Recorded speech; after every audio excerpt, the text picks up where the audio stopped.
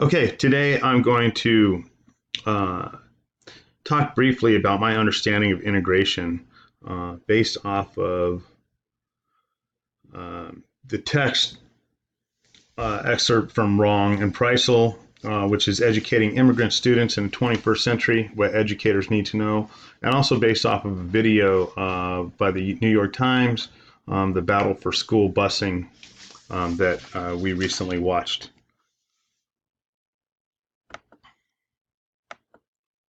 Uh, So first, to understand integration in the school system in the United States, we have to kind of understand what immigration in the United States, what it's been like over the past couple hundred years. Immigration in the United States today, as we see it, everyone today in the United States is either an immigrant or a descendant of immigrants. There's not anybody that can't make a claim to that.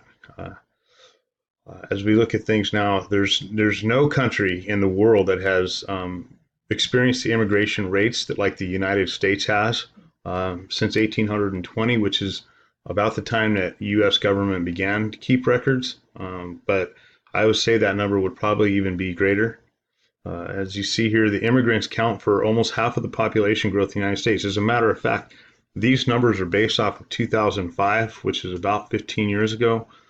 So it could even be greater than that at this point. There's no secret that immigration would have a profound impact on our economy and our society. As we look around today, we notice that immigration does provide, there could be economic growth and economic expenses. And our society is bringing in not just the European immigrants anymore, but we're bringing in immigrants across the world, which is, I think, from my understanding, is much more than what happened, if happened at all, 200 years ago. The successful adaptations of the immigrants is going to be directly our response as a society to the newcomers, and the first place and the most important place that's going to happen is in the educational system of the United States. U.S. schools are going to be the most important social institution for absorbing newcomers. There's no other institution that's impacted by immigration, and this task has been increasingly challenging for the U.S. school system due to the fact that of the high numbers of school-aged children that are immigrating and trying to integrate into our society. As we know, immigrants are going to bring substantial life differences and as far as their life experiences, what they believe in, their cultural communication patterns, just traditions as far as not just language and educational traditions, but just cultural traditions as well. Over 3 million children are going to find difficulties in speaking English.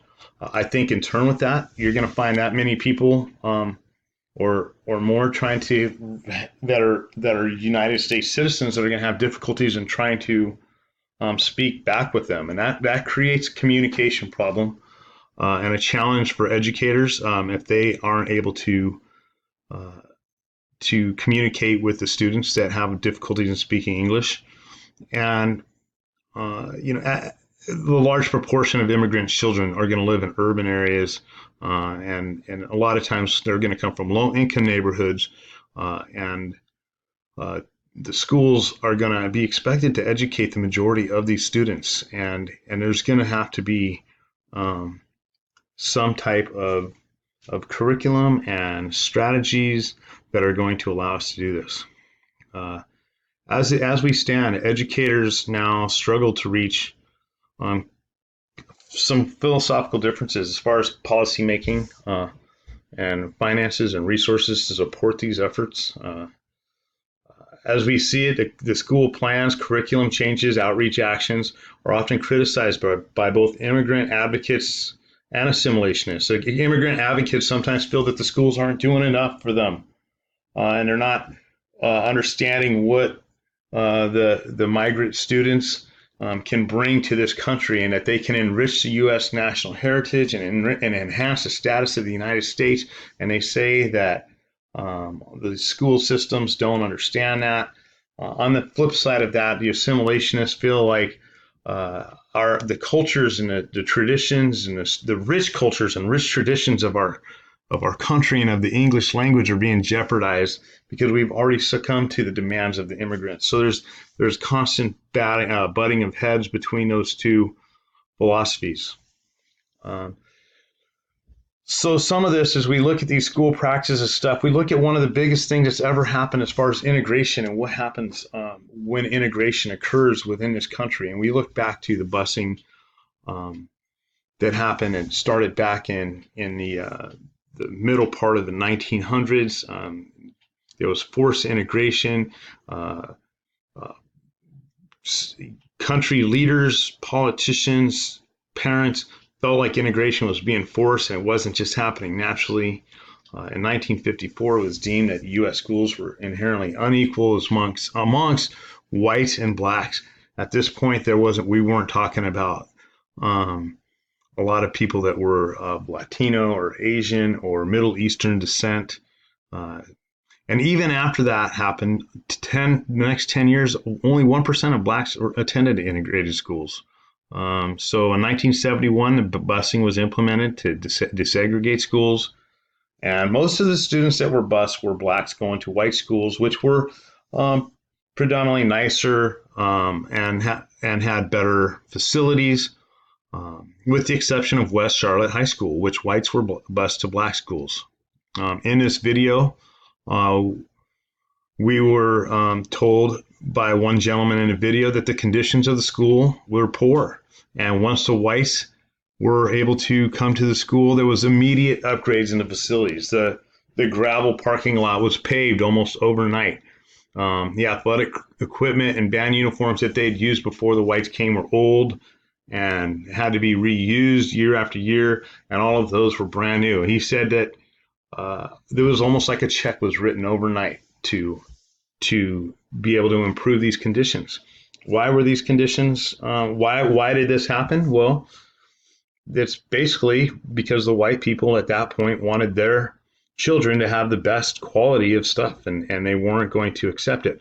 Although when their white students were not going there, they could have cared less whether the black students that went to that school had to have inferior equipment and facilities.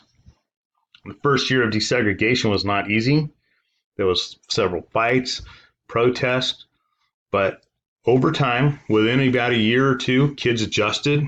They learned how to coexist with each other, and it was showing that segregation was working. In 1999, there was a lawsuit. Parents started wanting quality over education, over meeting their racial quotas, and they wanted to revert back to the old neighborhood school system. What we found there was that some great teachers started leaving, good students started leaving, resources began to diminish, and integration of mixed income levels and social classes began to dismantle. And Black and Latinos accounted for 65% of the population, so they were the ones that felt the greater effects of these diminishing returns as far as having great teachers and great students within their school system and being able to integrate with different social classes and income levels. My final thoughts are that segregation can lead to more racial acceptance. I really do believe that, and I believe that economy can improve through greater social acceptance. I think it's inherent amongst us as humans that we strive to do better for ourselves. We strive to improve our lives, and when there is an integration of income levels and social classes, when you're mixed upon them, you're going to look at the